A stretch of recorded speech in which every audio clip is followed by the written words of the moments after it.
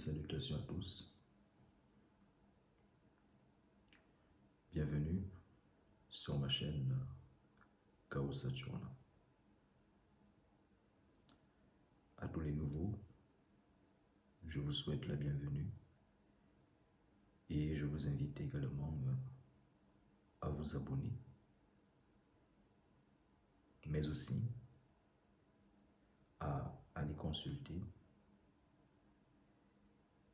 mes autres pages, à savoir www.chaossaturna.com et www.rockulrich.com.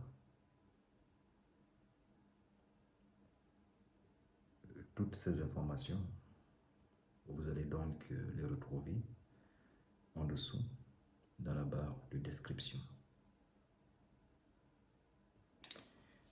Eh bien, aujourd'hui, je vais me pencher sur la nécromancie.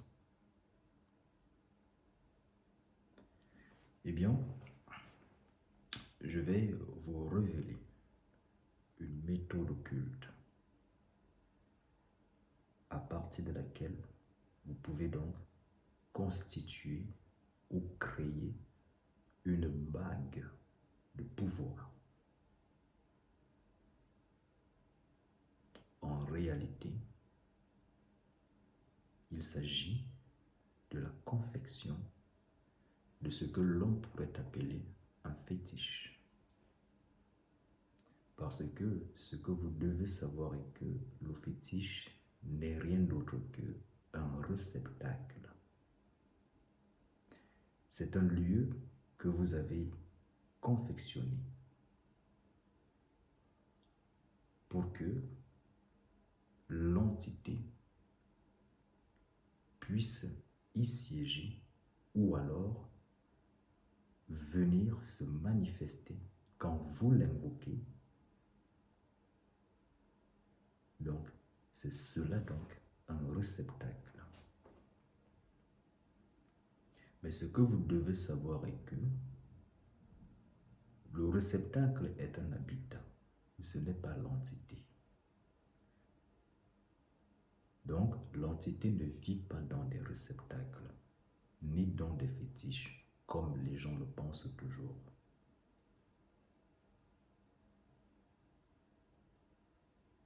L'entité vit dans sa dimension. Et le réceptacle est un lieu ou alors un endroit où l'entité se manifeste et échange donc avec vous. Au-delà du réceptacle, elle peut également se manifester autrement. Il existe plusieurs procédés. Mais celle-ci est la méthode la plus simple, la plus basique d'ailleurs. Et qui nécessite d'ailleurs le moins d'efforts possible. Maintenant, comment donc créer cette bague de pouvoir qui en réalité est donc un réceptacle? Eh bien, vous devez repérer un cimetière.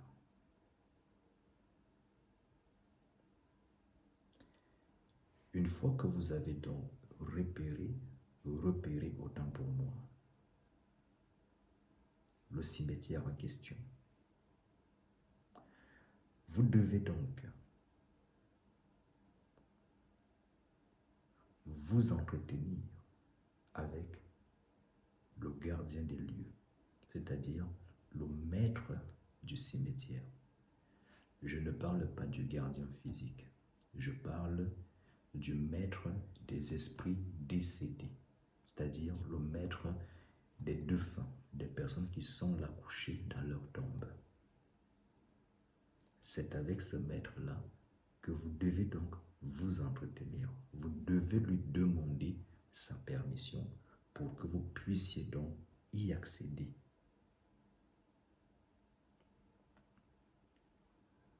Au cimetière.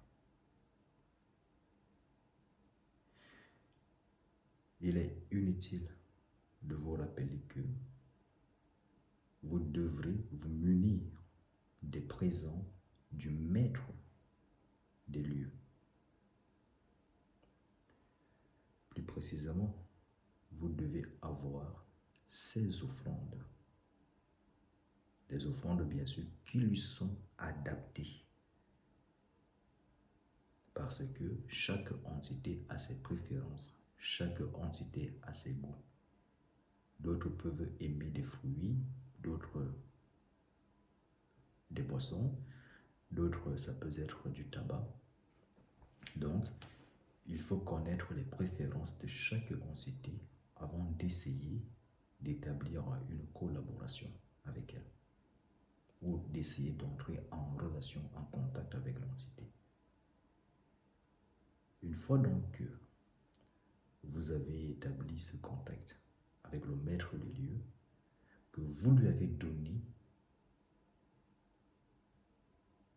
ces offrandes, ces présents, vous prenez donc votre bague.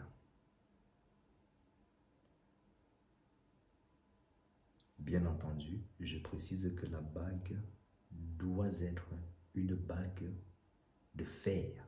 Ça doit être du fer, la bague. Et sercie d'une pierre noire. Peu importe la pierre, mais qu'elle soit noire.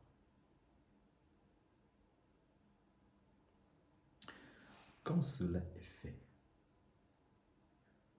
vous-même vous allez choisir n'importe quelle tombe. Ou de façon générale, si vous le souhaitez, vous pouvez simplement creuser de la terre et mettre votre bague sous terre à l'intérieur de ce cimetière. Et vous allez donc attendre 41 jours. Et quand vous le faites dans l'intention que vienne donc se loger une force ou tout un ensemble de forces qui donc soit vont vous soutenir dans tous les différents domaines de votre vie ou alors vous conférer des pouvoirs occultes.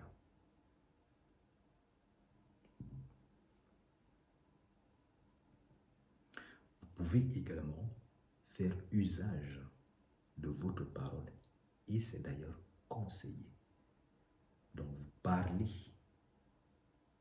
pendant que vous mettez la bague sous terre. Et quand vous l'avez fait, vous rentrez chez vous. Bien sûr, je précise qu'en pénétrant le cimetière, vous devez être habillé en noir.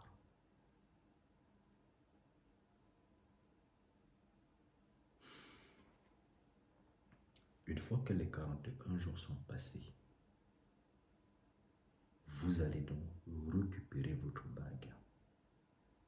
Et ensuite, vous la vitalisez. Une fois qu'elle est vitalisée, si vous n'avez pas la vision occulte pour voir les différentes entités ou l'esprit qui a pris possession de la bague, l'esprit peut se manifester dans votre rêve. Il vous suffit de le lui demander. Mais l'esprit ou les esprits même qui se sont logés dans cette bague vont prendre contact avec vous. Mais d'abord, vous devez vitaliser la bague selon les normes. Ceux qui sont dans le domaine savent de quoi je parle.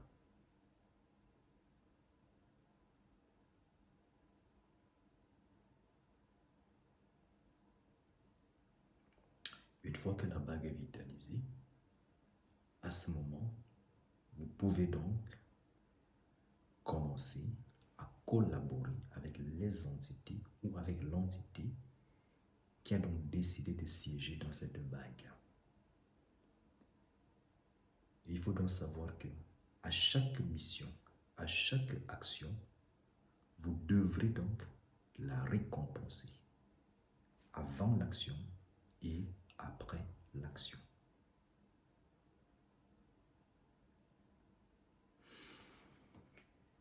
Eh bien, j'espère que cette vidéo vous a plu.